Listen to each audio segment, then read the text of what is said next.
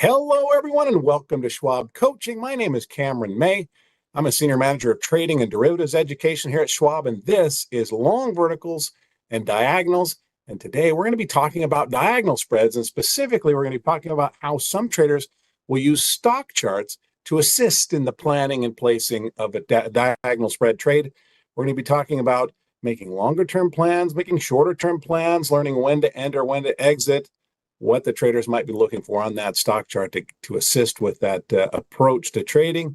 Should be a really good discussion. Before we can get to any of that, though, let me first of all say hello to everybody who's already chatting in. I appreciate that you're giving me some of your time right around that holiday long weekend. Great to see Mighty Mouse and Sharon, Vic, Jackson, Debbie, I'd Never Eat Here, Dom, Chuck, everybody else. Thanks for joining us week after week. We definitely appreciate your attendance and your contributions to these discussions. If you are here for the very first time, I want to welcome you as well. And if you're watching on the YouTube archive after the fact, we'll enjoy the presentation, but be aware that you're invited to join us in a live discussion. This is a Thursday webcast series that kicks off promptly 11 Eastern time. We'd love to have you here in the live audience. And as a special treat here for my live audience members, we're going to have Brent Moores hanging out in the chats. He's going to be addressing any questions that I can't get to. Brent and I have now been working together for more than 20 years, and Brent actually brings like 5 more years of experience to this than I have to offer. So, Brent, you're a great resource to have. Thanks for having my back. Brent and I would also like to issue an invitation to everybody watching. If you have an account with X, you should be following your favorite presenters there. It's the best place to connect with your favorite presenters in between these live streams. So you can find Brent on X at Brent Moores CS. You can find me there at Cameron May CS. But with that said, let's get into this discussion of using charts to plan spread trade or diagonal spread trades. And as we do that, we need to bear in mind the risks associated with those sorts of things and with all sorts of trading and investing approaches.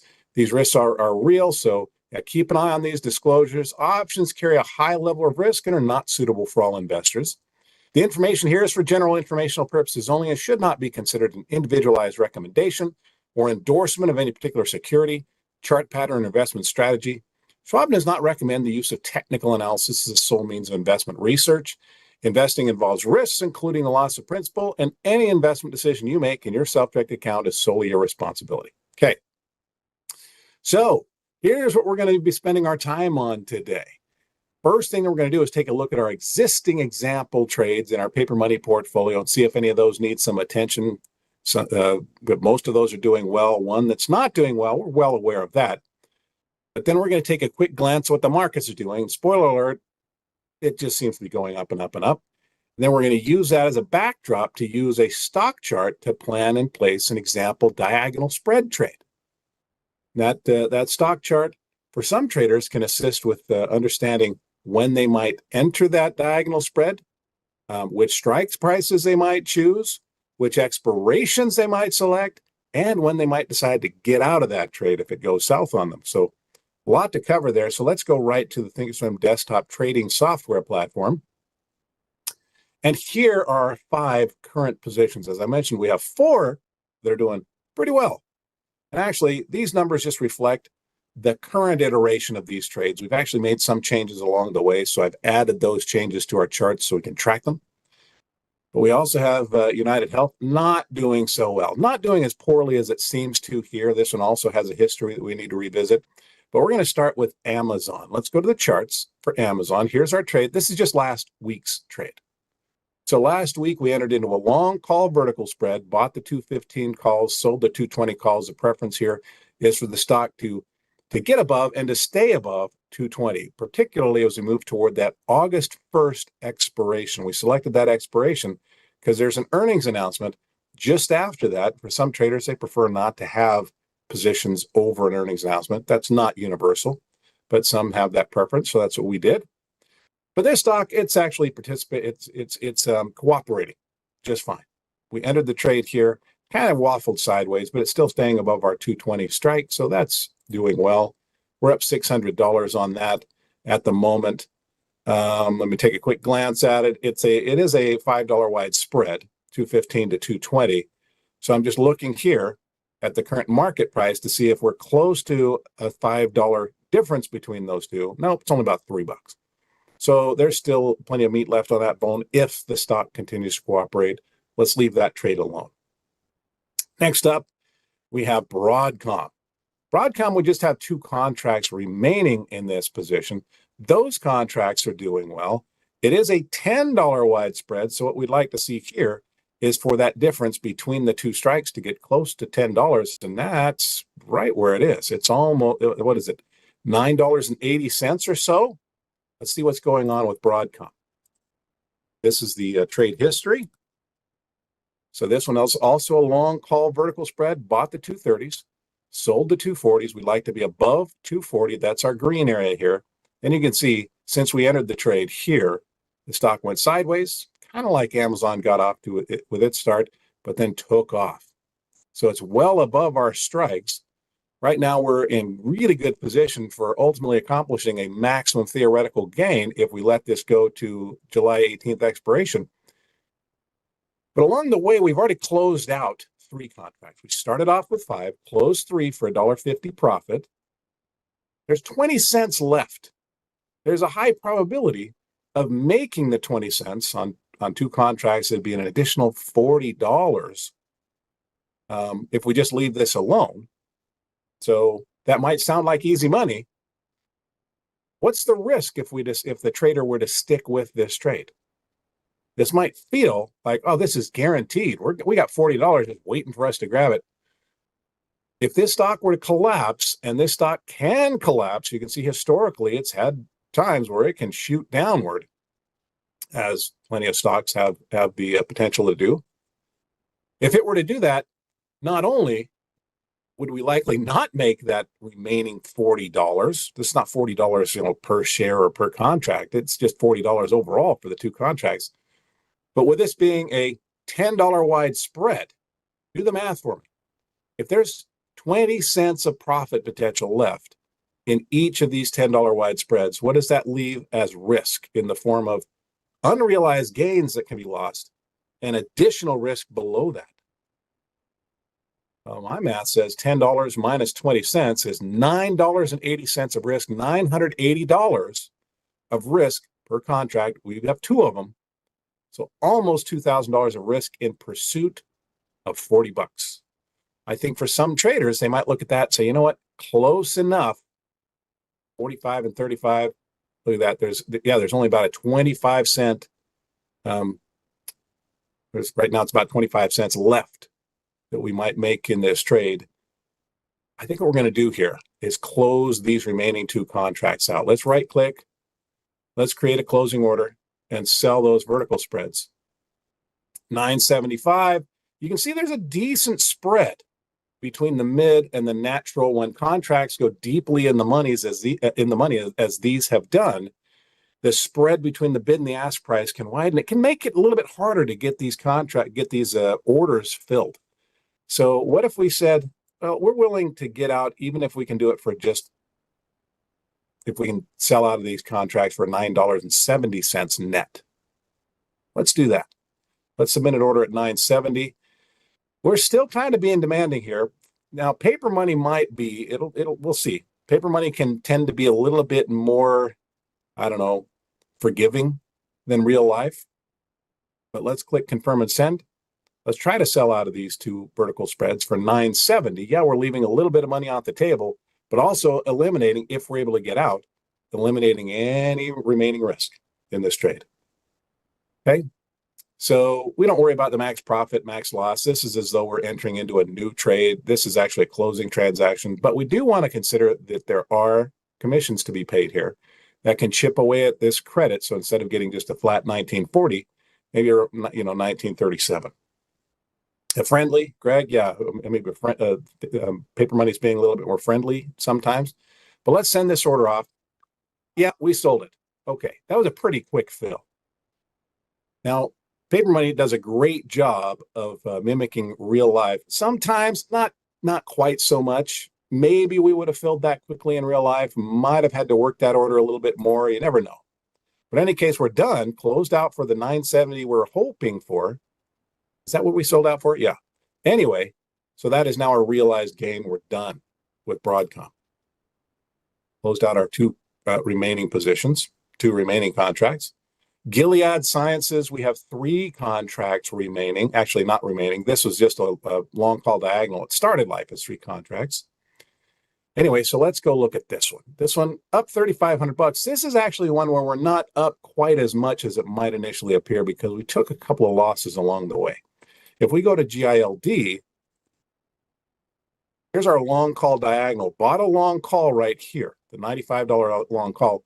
At the same time, we sold the 100 and the stock blasted through that and we got out of that. We sold the 100 short call. Anyway, we closed that out at a loss and sold another call a little bit higher. It blasted through that. We closed that one out quickly for a loss. So we started things off with a couple of realized losses against the unrealized gains that we're seeing on our long. Now, since then, we've had some profits. We've piled up some profits here on some short calls. Sold and closed the 110 short call for a profit, sold and closed the 120 short call for a profit, sold and closed the 115 short call for a profit, sold and closed the 190 or the 120 short call for a profit, again, just at a different time. And then just back here on June 26th, we got into the current short call position. You can see we're below that strike, so that's still where we like it to be. And we're working toward that July 18th expiration. We'll see how this one ultimately goes, but I think we're just going to let that one continue to work. All right.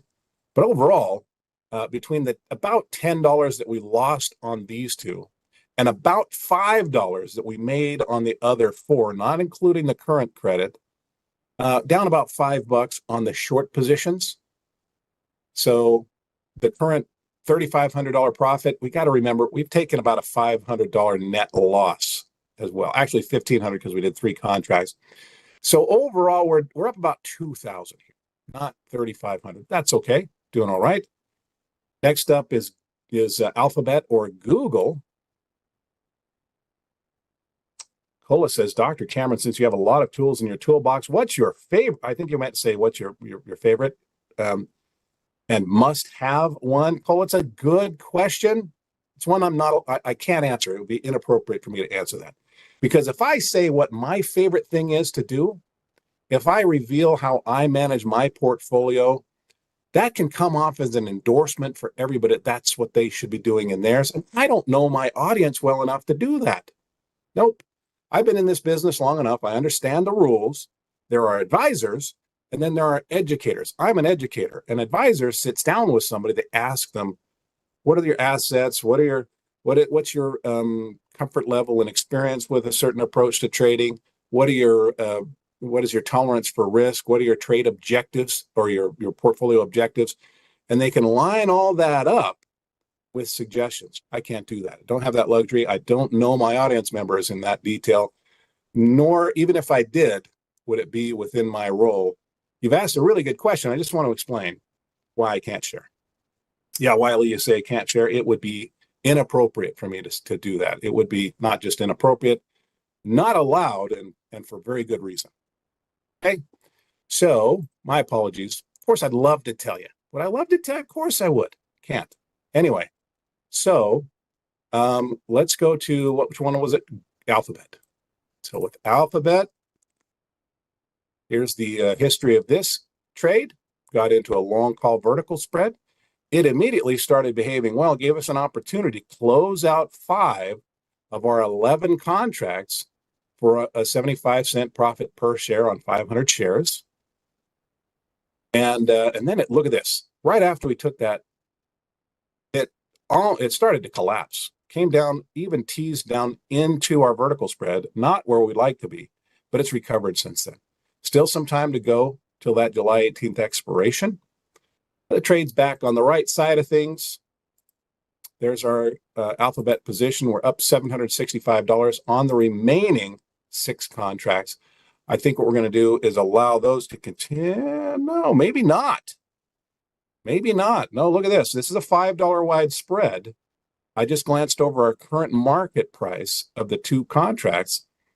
One's at 19 and change. The other one's at 14 and change. There's, again, only about 20 cents, maybe only 15 cents difference, only 15 cents left to potentially be made on these contracts. Now, a trader might want to stick around and see if we can just hold on, but you can already see from recent history what looks like a sure thing can reverse into maybe not as profitable, maybe even loss very quickly.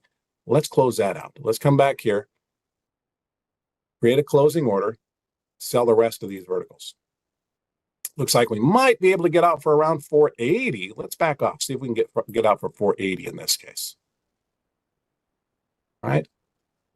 So let's click confirm and send. Going to sell out of these verticals if we can for 480. This is a limit order. It's not a guarantee the order will fill. If it does, there's a commission to be paid. That would be our net credit. Let's send that off. And I'd have to sit there and let it work. This is actually a little bit, there you go. Close that out for 485. Yeah, only 15 cents that we left on the table per share. $15 per contract times 6 shares, 90 bucks that we could have maybe, actually not just maybe, but most likely made if we left that alone.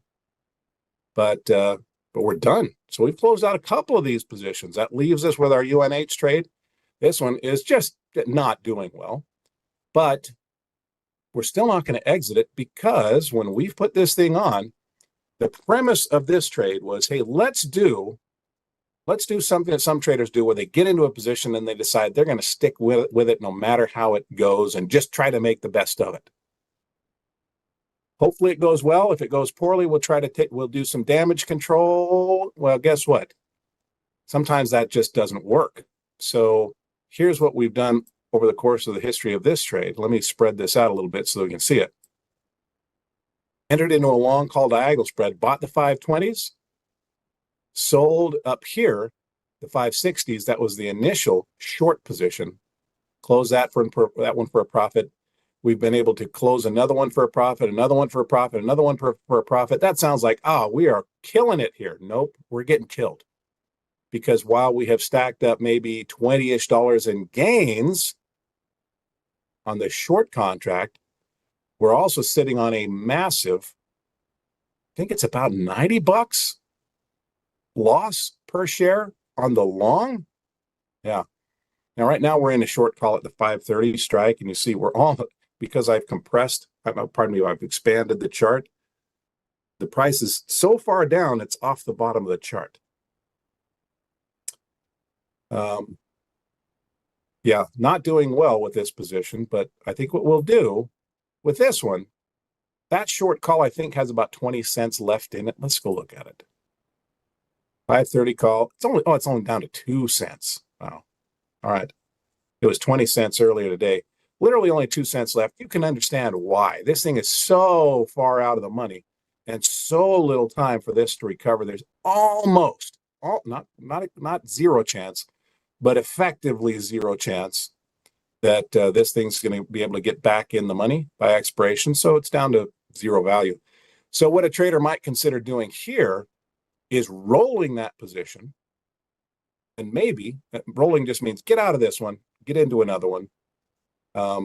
If we do that, though, let's say, well, this is one of the things that they might consider. There are multiple steps that might be taken. They might pull the plug on the whole trade. We're not going to, because we said we weren't. Back here on January 9th, we decided we're going to go the entire year of 2025. Greg says we'll be in this trade for years. Not for years, but for at least a year, Greg. But if we were in longer, this is a contract with about not quite 2 years left on it. But the bulk of that, is there enough time, as unlikely as it is, for the stock to get back up above 520 and kind of pull this trade out of the muck? It could. It's not likely. So Tanya is saying, could we sell a short call closer down here? Could. Then we'd be in a little bit of an unusual kind of a trade. Right now, this is a long call diagonal spread because we own a long call at a lower strike than the short that we have sold. If we sell a call down here, let's say we were to sell like at 350 or something like that. Well, we'd have the right to buy shares for 520, but an obligation to maybe have to sell shares at 350. That's like, it's a hybrid. It's actually called a reverse diagonal spread. But another way to think about it is it's kind of a weird bear call spread. Yeah.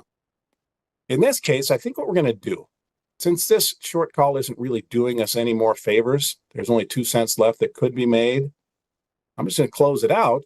That's going to leave us with the long call with 560 days left on it. Let's see if we can get a bump up to maybe another resistance level. And I might actually consider selling a shorter call against it at that point. But I'm going to right click on this short call. Let's create a closing order and buy that back. See if we can do that for 2 or 3 cents or whatever. I'm just going to leave that at 3 cents. Say that we're willing to close it out for 3 cents. We originally sold it for $3.15. That would be realizing a gain of $3.12 minus commissions on that short option. So yeah, it's taking a little bit of the pain out of the long, but not eliminating it. All right. So let's go back to our trade. Let's click confirm and send. Buying back that short call for a limit of 3 cents. 65-cent commission to be paid here. Let's send this order off. And we'll see if that fails. You bought that for 3 cents. So now we just have a long call. For better or for worse, we'll look at maybe selling another short call against that in a future webcast. But I want to give some time now. Ray, there could be a guarantee. You're saying a guaranteed loss if that could be true. If the trader decided to exercise the long, which would probably not be mathematically a good decision if the short call were to be assigned. And Ray's talking about if we were to sell a short call that's lower than our long call strike. We need to have a more in-depth discussion about that in a future webcast. I want to keep some time here to explore the topic of the day, which is using charts to set up a diagonal spread. So we're just going to close our eyes and shut that and just pretend it doesn't exist anymore and go on to, I'm kidding, right? Anyway, let's go back to our charts and let's plan in place a new diagonal spread. And we're going to do another long call diagonal spread, but let's use what's going on with the stock market as a backdrop. So when using charts to plan a diagonal spread, the first decision that an options trader might make is, well, is it going to be a call diagonal spread or a put diagonal spread? Is it going to be bullish or is it going to be bearish? Leon says, why not let the short call expire instead? We could have, Leon. Yeah, there's 3 cents that we might have left there. We might have avoided paying that potentially unnecessary commission. There's actually an extremely high probability of exactly that's what would happen. I just wanted to close it out and be done with it, but it's a good question, Leon. Anyway, let's go to SPX. And I'm not going to beat this one up for very long. The S&P 500 just continues to charge higher. We had a pretty strong job report, 147,000 non-farm jobs created versus 110,000 expected. We saw unemployment unexpectedly sort of tick down to 4.1%. And even with that, wage growth slowed more than expected. So those that might think all this is going to translate into, inflation kicking into a higher gear, maybe that's not as much of a concern. For some observers, that might be a pretty nice balance of kind of an optimized bullish view of that report. Now, obviously, things can change, but that seems to be the way the markets are interpreting things today, among other contributing factors. But the S&P just charging higher and higher and higher. And let's say that our trader here who's using charts to plan their trades just concludes, well, this looks pretty good for bulls. So I'm not going to do a bearish diagonal spread. Let's do a bullish diagonal spread, assuming that the markets are set to go higher. That might assist in the probabilities of success. Obviously, this thing can turn on a dime. Markets can come on down.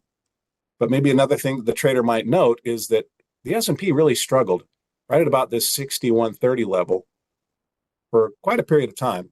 And just over the last week or so, the last few days of trading, we've gotten clear of that. And they might think that could act as a potential price floor as well.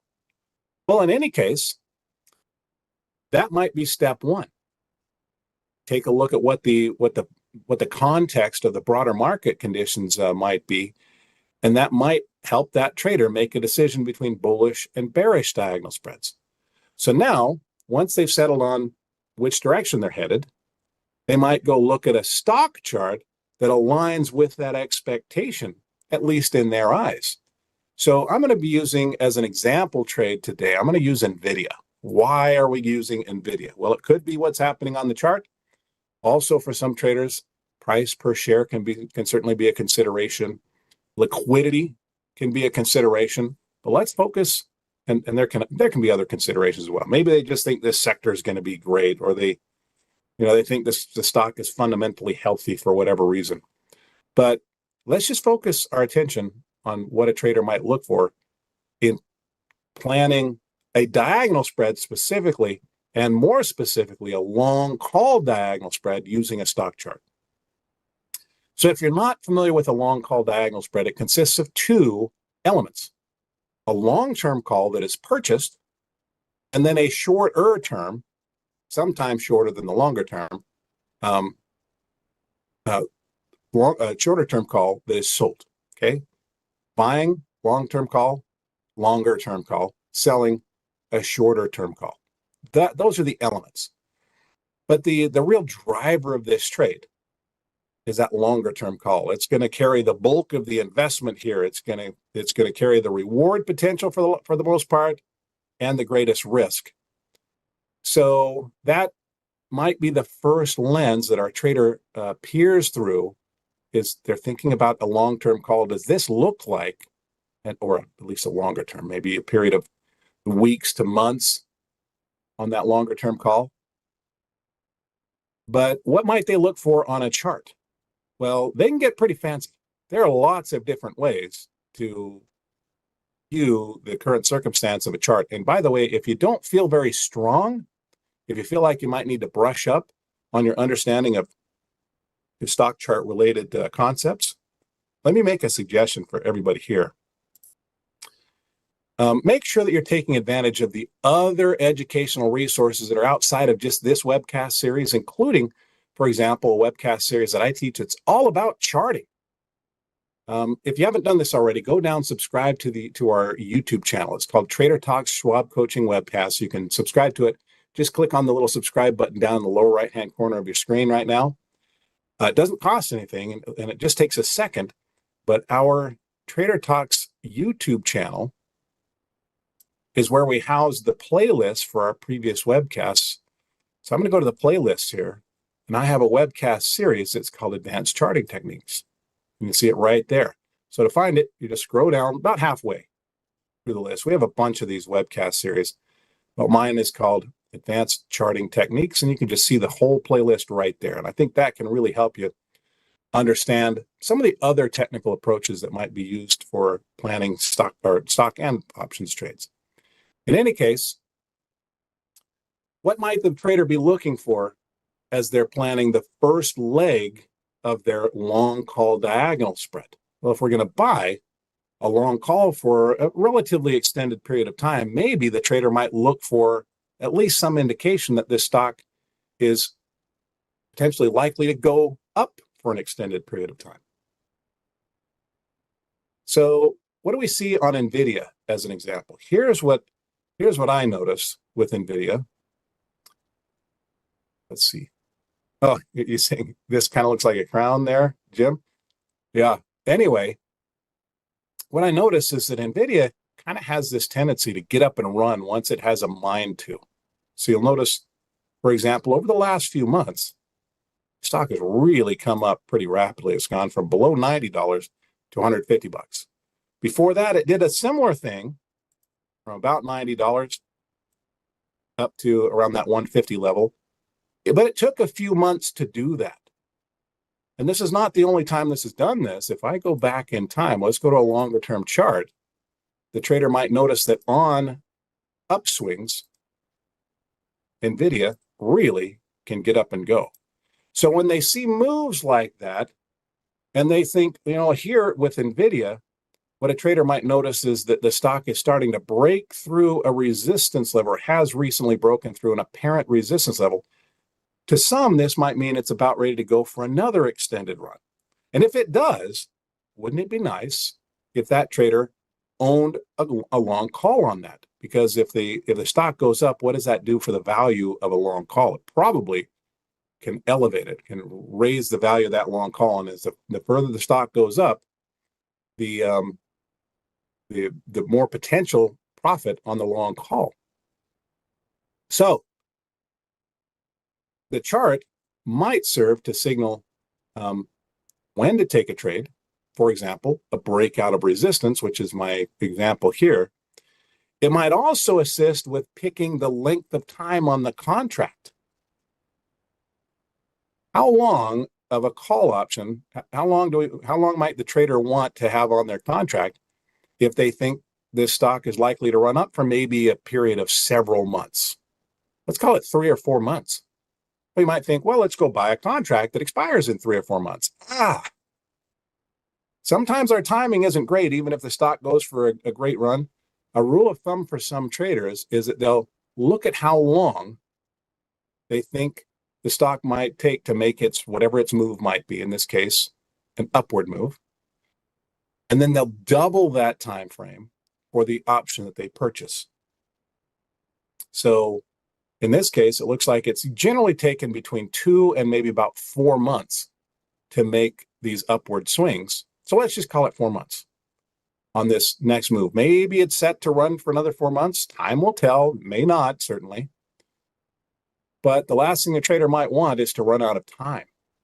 So maybe they'll double that length of time. So instead of buying a 4-month contract, let's buy an 8-month contract on NVIDIA. Now, a final decision. So here, we're sort of mapping out. Let's look at this. It still says hello for my last video demonstration. I'll just get rid of that. Anyway, let's map out our example trade.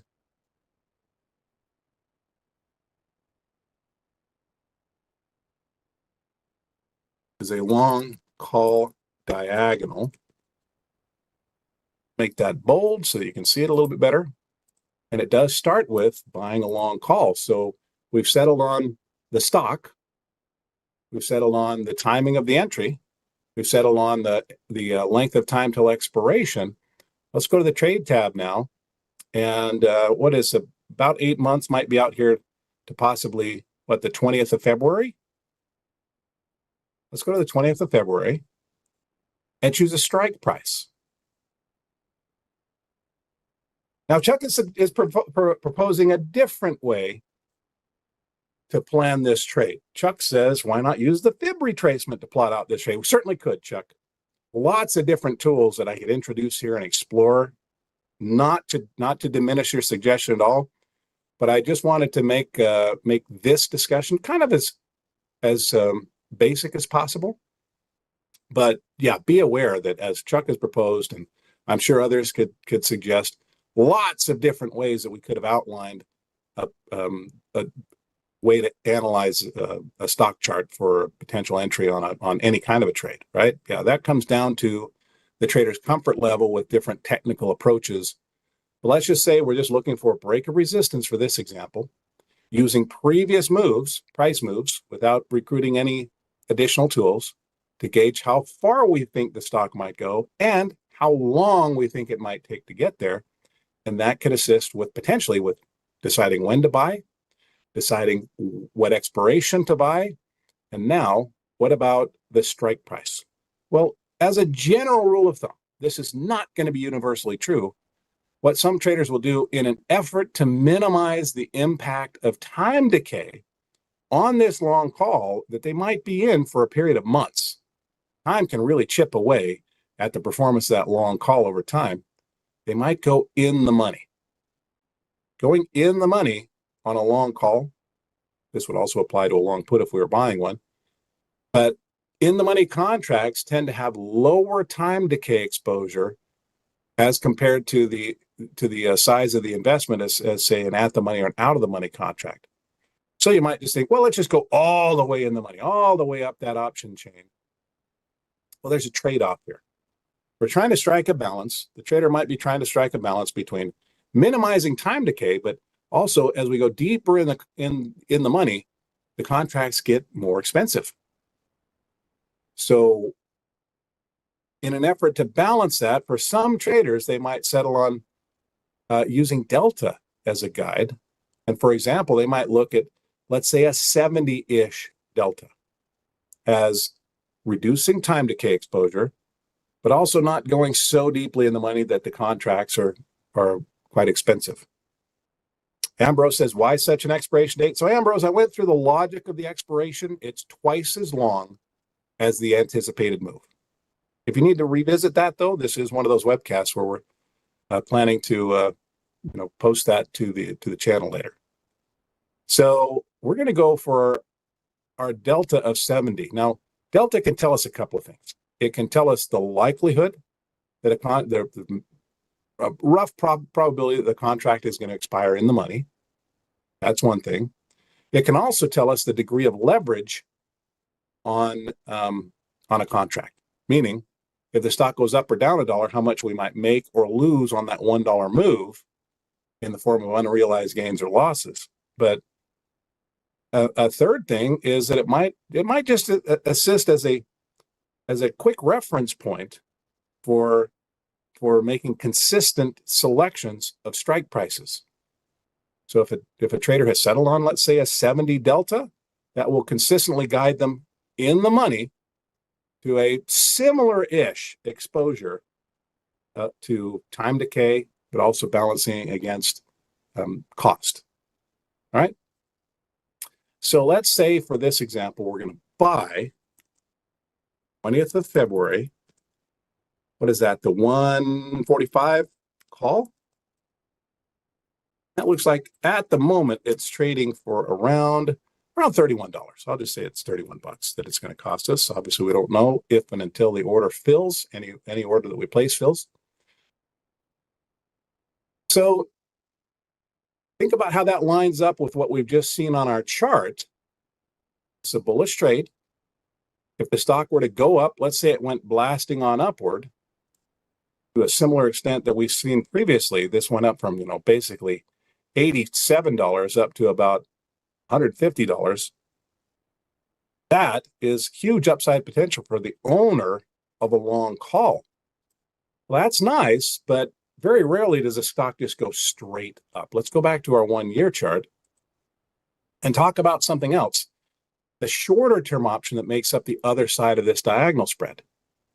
Now, it's great if our stock were to go straight up for the next 4 months or the next 8 months, but it's just unlikely to. Instead, stocks tend to run up and then pull back, run up and pull back, run up and pull back. Even in the best of times, there tends to be this stair-stepping pattern. And as the stock is running up, that's great for our long call, but as it pulls back, not so good. But what a diagonal spread trader attempts to do is to make money from both of those.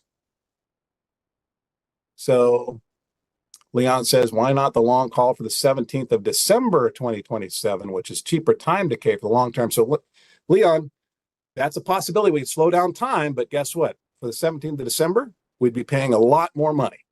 That's the trade-offs. So there are pros and cons to each decision we make. Now, I'm not saying that's a wrong decision. It's just comes with its own unique scenario. But let's choose a short strike if we think the stock is running up and pulling back. Well, maybe what the trader might want to anticipate, if to any extent possible. Who knows? But they might want to gauge, when will this thing next start pulling back? At what price level? And maybe using previous price advantages in the short term. So we've planned our long-term trade. Let's plan our short-term trade. Well, in the short term here, it looks like we run up from about 142 up to a high of about 159. There was about a $17 run up, and then we pulled back. And some of you might be looking at this saying, hey, that kind of looks like a bull flag, maybe. But maybe our trader just thinks, well, we ran up 17 and we pulled back. Is it possible that the stock just does something similar? And if it started down here at around 151, maybe it's going to run up another 17-ish, and that might project a short-term move up to about 168. Well, if it goes up to 168 and stalls out, Well, the journey up is great for our long call.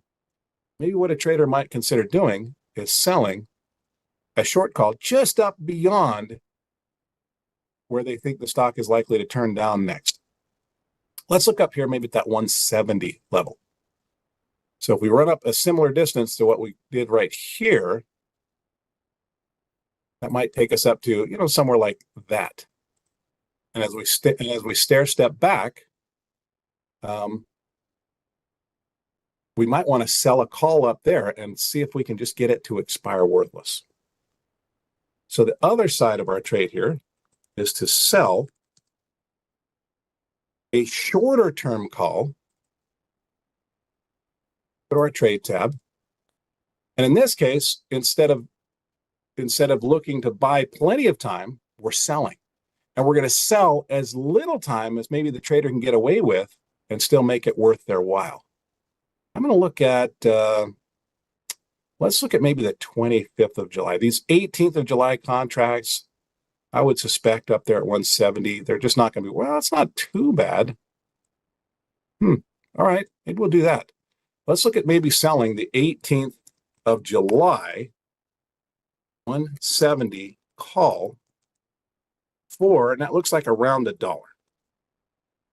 That doesn't sound like a lot, but actually that's adding an additional maybe about 3% profit potential to this trade.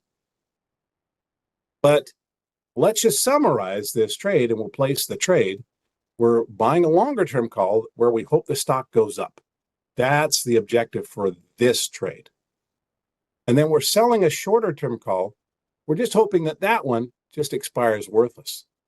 If we sell that 170 call up here for the 18th of July, that's actually, let me just remove this drawing. Really, we're just hoping the stock doesn't go above 170 before the 18th of July. If that's the case, this contract just expires worthless and we keep that dollar. That's the objective there.